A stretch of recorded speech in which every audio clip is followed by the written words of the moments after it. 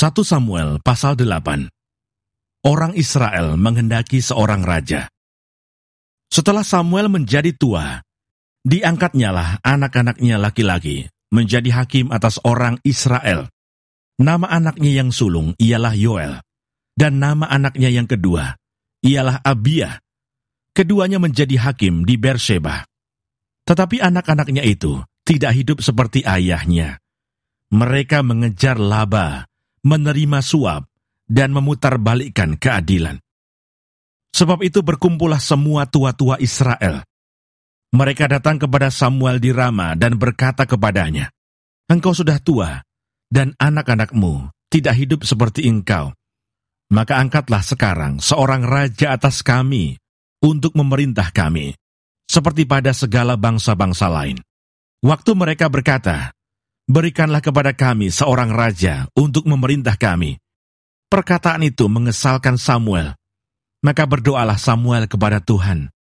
Tuhan berfirman kepada Samuel, "Dengarkanlah perkataan bangsa itu dalam segala hal yang dikatakan mereka kepadamu. Sebab bukan engkau yang mereka tolak, tetapi akulah yang mereka tolak, supaya jangan aku menjadi raja atas mereka. Tepat seperti yang dilakukan mereka kepadaku, sejak hari aku menuntun mereka keluar dari Mesir sampai hari ini, yakni meninggalkan daku dan beribadah kepada Allah lain. Demikianlah juga dilakukan mereka kepadamu. Oleh sebab itu dengarkanlah permintaan mereka. Hanya peringatkanlah mereka dengan sungguh-sungguh dan beritahukanlah kepada mereka apa yang menjadi hak raja yang akan memerintah mereka." Dan Samuel menyampaikan segala firman Tuhan kepada bangsa itu, yang meminta seorang raja kepadanya. Katanya, "Inilah yang menjadi hak raja yang akan memerintah kamu itu. Anak-anakmu laki-laki akan diambilnya dan dipekerjakannya pada keretanya dan pada kudanya, dan mereka akan berlari di depan keretanya. Ia akan menjadikan mereka kepala pasukan 1,000 dan kepala pasukan 50. Mereka akan membacak ladangnya dan mengerjakan penuaian baginya. Senjata-senjatanya dan perkakas keretanya akan dibuat mereka. Anak-anakmu perempuan akan diambilnya sebagai juru campur rempah-rempah, juru masak dan juru makanan. Selanjutnya dari ladangmu, kebun anggurmu, dan kebun zaitunmu akan diambilnya yang paling baik, dan akan diberikannya kepada pegawai-pegawainya. Dari gandummu dan hasil kebun anggurmu akan diambilnya 1/10, dan akan diberikannya kepada pegawai-pegawai istananya, dan kepada pegawai-pegawainya yang lain. Budak-budakmu laki-laki, dan budak-budakmu perempuan, ternakmu yang terbaik, dan keledai-keledaimu, akan diambilnya dan dipakainya untuk pekerjaannya. Dari kambing dombamu akan diambilnya 1/10, dan kamu sendiri akan menjadi budaknya. Pada waktu itu, kamu akan berteriak karena rajamu yang kamu pilih itu. Tetapi Tuhan tidak akan menjawab kamu pada waktu itu." Tetapi bangsa itu menolak mendengarkan perkataan Samuel, dan mereka berkata, "Tidak, harus ada raja atas kami. Maka kami pun akan sama seperti segala bangsa-bangsa lain. Raja kami akan menghakimi kami dan memimpin kami dalam perang." Samuel mendengar segala perkataan bangsa itu dan menyampaikannya kepada Tuhan. Tuhan berfirman kepada Samuel, "Dengarkanlah permintaan mereka, dan angkatlah seorang raja bagi mereka." Kemudian berkatalah Samuel kepada orang-orang Israel itu, "Pergilah masing-masing ke kotanya." 1 Samuel pasal 9. Saul diurapi menjadi raja. Ada seorang dari daerah Benyamin, namanya Kis bin Abiel bin Seror bin Bekorat bin Afia, seorang suku Benyamin, seorang yang berada. Orang ini ada anaknya laki-laki, namanya Saul, seorang muda yang elok rupanya. Tidak ada seorang pun dari antara orang Israel yang lebih elok daripadanya. Dari bahu ke atas, ia lebih tinggi daripada setiap orang sebangsanya. Kis, ayah Saul itu, kehilangan keledai-keledai betinanya. Sebab itu berkatalah Kis kepada Saul anaknya, ambillah salah seorang bujang, bersiaplah dan pergilah mencari keledai-keledai itu. Lalu mereka berjalan melalui pegunungan Efraim, juga mereka berjalan melalui tanah Salisa, tetapi tidak menemuinya. Kemudian mereka berjalan melalui tanah Sahalim, tetapi keledai-keledai itu tidak ada. Kemudian mereka berjalan melalui tanah Benyamin, tetapi tidak menemuinya. Ketika mereka sampai ke tanah Suf, berkatalah Saul kepada bujangnya yang bersama-sama dengan dia, mari kita pulang. Nanti ayahku tidak lagi memikirkan keledai-keledai itu, tetapi khawatir mengenai kita. Tetapi orang ini berkata kepadanya, tunggu, di kota ini ada seorang abdi Allah, seorang yang terhormat. Segala yang dikatakannya pasti terjadi. Marilah kita pergi ke sana sekarang juga. Mungkin ia dapat memberitahukan kepada kita tentang perjalanan yang kita tempuh ini. Jawab Saul kepada bujangnya itu, tetapi kalau kita pergi, apakah yang kita bawa kepada orang itu? Sebab roti di kantong kita telah habis, dan tidak ada pemberian untuk dibawa kepada abdi Allah itu. Apakah yang ada pada kita? Jawab bujang itu pula kepada Saul, masih ada padaku 1/4 shikal perak. Itu dapat aku berikan kepada abdi Allah itu. Maka ia akan memberitahukan kepada kita tentang perjalanan kita.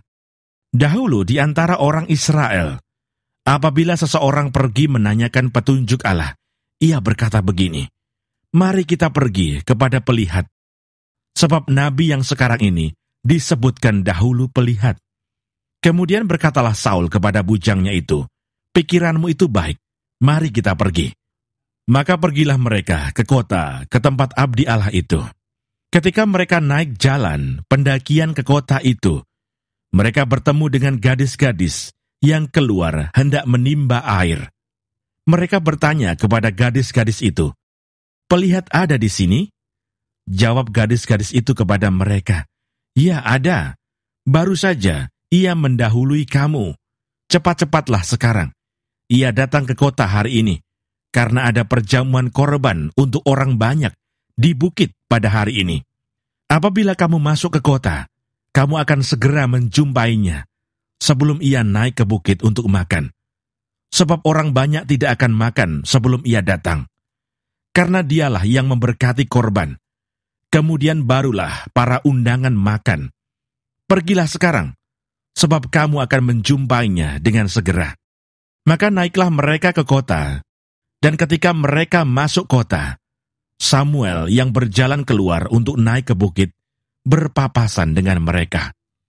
Tetapi Tuhan telah menyatakan kepada Samuel, sehari sebelum kedatangan Saul demikian, besok kira-kira waktu ini, aku akan menyuruh kepadamu seorang laki-laki dari tanah Benyamin.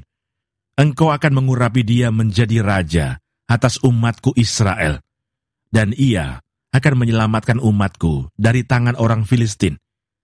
Sebab aku telah memperhatikan sengsara umatku itu, karena teriakannya telah sampai kepadaku. Ketika Samuel melihat Saul, maka berfirmanlah Tuhan kepadanya, inilah orang yang kusebutkan kepadamu itu. Orang ini akan memegang tampuk pemerintahan atas umatku. Dalam pada itu Saul datang mendekati Samuel di tengah pintu gerbang dan berkata, maaf, di mana rumah pelihat itu? Jawab Samuel kepada Saul, katanya, akulah pelihat itu. Naiklah mendahului aku ke bukit. Hari ini kamu makan bersama-sama dengan daku. Besok pagi, aku membiarkan engkau pergi, dan aku akan memberitahukan kepadamu segala sesuatu yang ada dalam hatimu. Adapun keledai-keledaimu yang telah hilang 3 hari lamanya sampai sekarang, janganlah engkau khawatir, sebab telah diketemukan. Tetapi siapakah yang memiliki segala yang diingini orang Israel? Bukankah itu ada padamu dan pada seluruh kaum keluargamu? Tetapi jawab Saul, bukankah aku seorang suku Benyamin, suku yang terkecil di Israel? Dan bukankah kaumku yang paling hina dari segala kaum suku Benyamin? Mengapa Bapa berkata demikian kepadaku? Sesudah itu Samuel mengajak Saul dan bujangnya, dibawanya ke pendopo, dan diberikannya kepada mereka tempat utama di depan para undangan, yang banyaknya kira-kira 30 orang. Berkatalah Samuel kepada juru masak, "Berikanlah sekarang bagian yang kuberikan kepadamu tadi dengan pesan, simpanlah ini dahulu." Lalu juru masak itu menghidangkan paha dan apa yang termasuk ke situ, dan meletakkannya ke depan Saul. Dan Samuel berkata, "Lihat, yang tinggal ini diletakkan ke depanmu. Makanlah, sebab telah disimpan bagimu untuk perayaan ini, ketika aku berkata, aku telah mengundang orang banyak." Demikianlah pada hari itu, Saul makan bersama-sama dengan Samuel. Sesudah itu turunlah mereka dari bukit ke kota, dan Samuel bercakap-cakap dengan Saul di atas sotoh. Mereka bangun pagi-pagi, dan ketika fajar menyingsing, Samuel memanggil Saul yang ada di atas sotoh itu, katanya, "Bangunlah, aku akan mengantarkan engkau." Lalu Saul bangun dan mereka keduanya pergi keluar, yakni ia dan Samuel. Ketika mereka turun sampai ke ujung kota, berkatalah Samuel kepada Saul, "Katakanlah kepada bujang itu, supaya ia pergi mendahului kita. Tetapi berhentilah engkau sebentar, maka aku akan memberitahukan kepadamu firman Allah." 1 Samuel pasal 10. Lalu Samuel mengambil buli-buli berisi minyak, dituangnyalah ke atas kepala Saul, diciumnyalah dia sambil berkata, "Bukankah Tuhan telah mengurapi engkau menjadi raja atas umatnya Israel? Engkau akan memegang tampuk pemerintahan atas umat Tuhan, dan engkau akan menyelamatkannya dari tangan musuh-musuh di sekitarnya. Inilah tandanya bagimu, bahwa Tuhan telah mengurapi engkau menjadi raja atas miliknya sendiri. Apabila engkau pada hari ini pergi meninggalkan aku, maka engkau akan bertemu dengan 2 orang laki-laki di dekat kubur Rahel, di daerah Benyamin, di Selsah. Mereka akan berkata kepadamu, keledai-keledai yang engkau cari itu telah diketemukan, dan ayahmu tidak memikirkan keledai-keledai itu lagi. Tetapi ia khawatir mengenai kamu, katanya, apakah yang akan kuperbuat untuk anakku itu? Dari sana engkau akan berjalan terus lagi, dan sampai ke pohon Tarbantin Tabor. Maka di sana engkau akan ditemui oleh 3 orang laki-laki, yang naik menghadap Allah di Betel.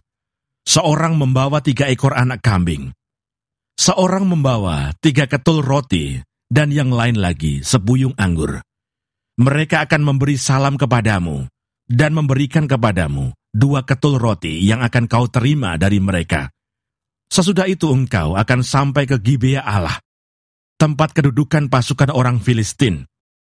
Dan apabila engkau masuk kota, engkau akan berjumpa di sana dengan serombongan nabi yang turun dari bukit pengorbanan dengan gambus, rebana, suling, dan kecapi di depan mereka. Mereka sendiri akan kepenuhan seperti nabi. Maka roh Tuhan akan berkuasa atasmu. Engkau akan kepenuhan bersama-sama dengan mereka dan berubah menjadi manusia lain. Apabila tanda-tanda ini terjadi kepadamu, lakukanlah apa saja yang didapat oleh tanganmu, sebab Allah menyertai engkau. Engkau harus pergi ke Gilgal mendahului aku, dan camkanlah, aku akan datang kepadamu untuk mempersembahkan korban bakaran dan korban keselamatan. Engkau harus menunggu 7 hari lamanya, sampai aku datang kepadamu, dan memberitahukan kepadamu apa yang harus kau lakukan." Sedang ia berpaling untuk pergi meninggalkan Samuel, maka Allah mengubah hatinya menjadi lain. Dan segala tanda-tanda yang tersebut itu terjadi pada hari itu juga. Ketika mereka sampai di Gibea dari sana, maka bertemulah ia dengan serombongan nabi. Roh Allah berkuasa atasnya, dan Saul turut kepenuhan seperti nabi di tengah-tengah mereka. Dan semua orang yang mengenalnya dari dahulu melihat dengan heran bahwa ia bernubuat bersama-sama dengan nabi-nabi itu. Lalu berkatalah orang banyak yang satu kepada yang lain, "Apakah gerangan yang terjadi dengan anak Kis itu? Apa Saul juga termasuk golongan nabi?"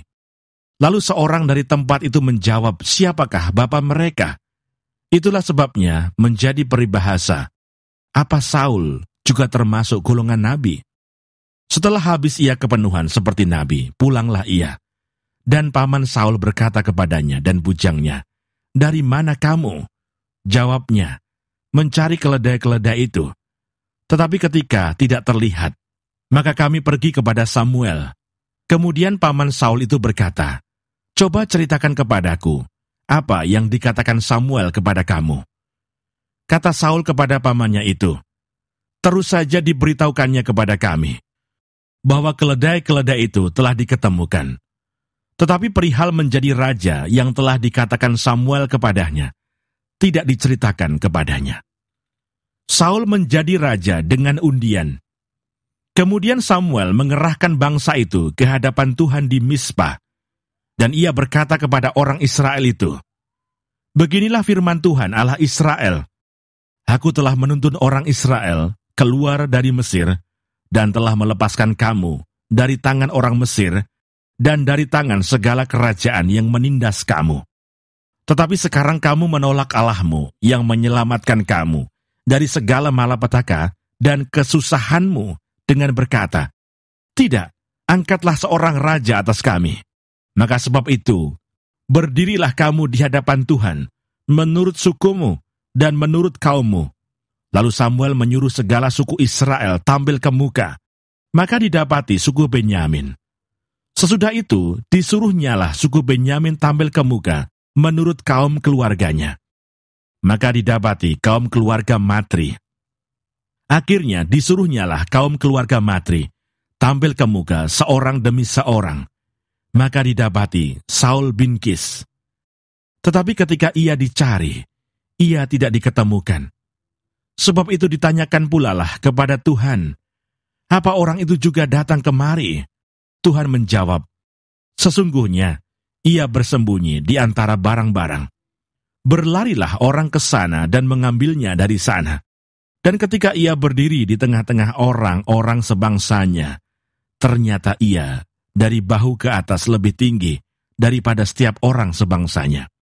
Dan Samuel berkata kepada seluruh bangsa itu, "Kamu lihatlah orang yang dipilih Tuhan itu, sebab tidak ada seorang pun yang sama seperti dia di antara seluruh bangsa itu." Lalu bersoraklah seluruh bangsa itu demikian, "Hidup raja!" Kemudian Samuel menguraikan kepada bangsa itu tentang hak-hak kerajaan, menuliskannya pada suatu piagam, dan meletakkannya di hadapan Tuhan.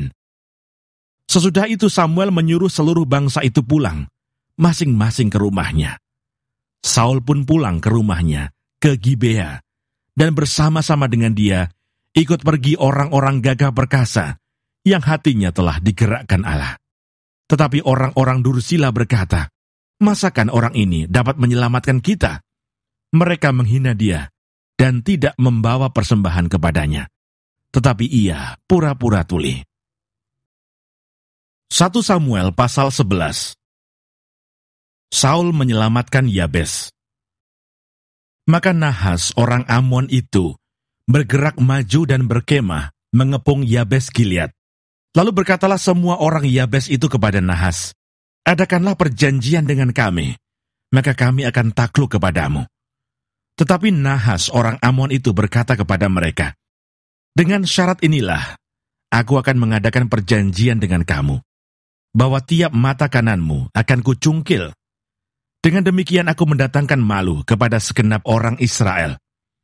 Para tua-tua Yabes berkata kepadanya, "Berilah kelonggaran kepada kami 7 hari lamanya, supaya kami mengirim utusan ke seluruh daerah Israel, dan jika tidak ada seorang pun yang menyelamatkan kami, maka kami akan keluar menyerahkan diri kepadamu." Ketika para utusan itu sampai di Gibea Saul, dan menyampaikan hal itu kepada bangsa itu, menangislah bangsa itu dengan suara nyaring. Saul baru saja datang dari padang, dengan berjalan di belakang lembunya, dan ia bertanya, "Ada apa dengan orang-orang itu, sehingga mereka menangis?" Mereka menceritakan kepadanya kabar orang-orang Yabes itu. Ketika Saul mendengar kabar itu, maka berkuasalah roh Allah atas dia, dan menyala-nyalalah amarahnya dengan sangat. Diambilnyalah sepasang lembu, dipotong-potongnya, Lalu potongan-potongan itu dikirimkannya ke seluruh daerah Israel dengan perantaraan utusan. Pesannya, siapa yang tidak maju mengikuti Saul dan mengikuti Samuel, lembu-lembunya akan diperlakukan juga demikian. Lalu Tuhan mendatangkan ketakutan kepada bangsa itu, sehingga majulah mereka serentak. Ketika Saul memeriksa barisan mereka di Besek, maka ada 300.000 orang Israel dan 30.000 orang Yehuda. Kepada para utusan yang datang itu dikatakan, beginilah kamu katakan kepada orang-orang Yabes Gilead, besok pada waktu panas teriknya, matahari akan datang bagimu penyelamatan. Ketika para utusan kembali dan memberitahukan hal itu kepada orang-orang Yabes, bersukacitalah mereka. Lalu orang-orang Yabes itu berkata kepada Nahas, besok kami akan keluar menyerahkan diri kepadamu, maka bolehlah kamu lakukan terhadap kami apapun yang kamu pandang baik. Keesokan harinya, Saul membagi rakyat itu menjadi 3 pasukan. Mereka itu masuk ke tengah-tengah perkemahan musuh pada waktu kawal pagi, dan memukul kalah orang-orang Amon sebelum hari panas. Dan terserak-seraklah orang-orang yang lolos itu, sehingga di antara mereka tidak ada tinggal 2 orang bersama-sama. Lalu berkatalah bangsa itu kepada Samuel, siapakah yang telah berkata, masakan Saul menjadi raja atas kita? Serahkanlah orang-orang itu, supaya kami membunuhnya. Tetapi kata Saul, pada hari ini, seorang pun tidak boleh dibunuh, sebab pada hari ini Tuhan telah mewujudkan keselamatan kepada Israel.